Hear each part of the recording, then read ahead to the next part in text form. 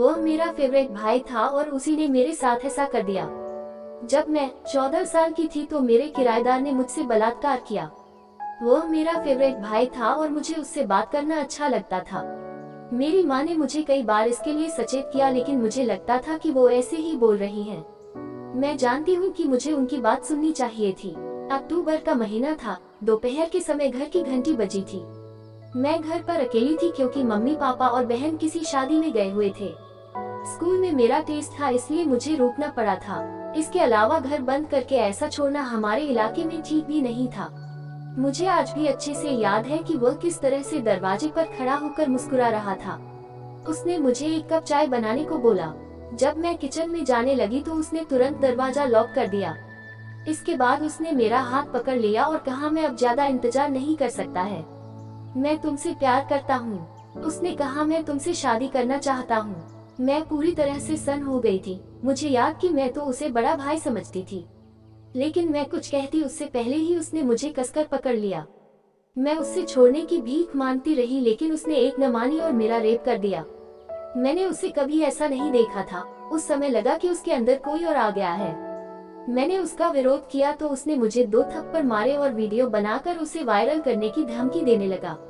उस दिन मेरी जिंदगी पूरी तरह से बदल गई। मैं बहुत ही चंचल लड़की थी, लेकिन इस घटना के बाद मैं पूरी तरह से शांत हो गई।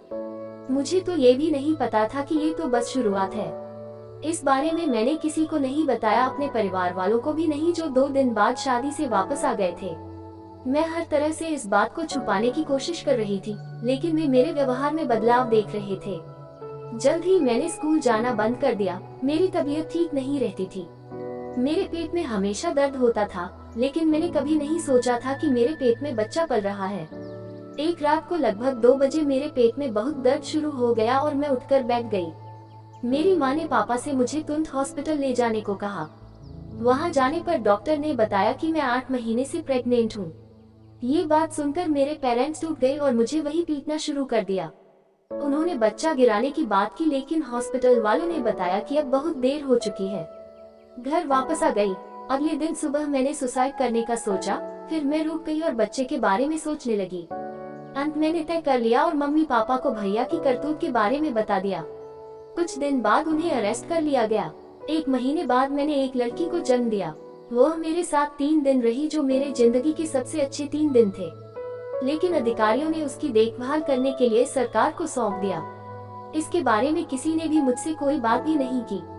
सामाजिक कलंक के नाते मेरे माँ बाप ने भी मुझे संपन्न करने को कहा। मैं नाबालिग जरूर थी, लेकिन मैंने उसे जन्म दिया था। इसमें मेरी क्या गलती थी? वह बिना माँ के कैसे रहेगी? जिसने मेरी जिंदगी तबाह की, उसे 10 साल की जेल और 20,000 रुपए जुर्माना लगाया गया।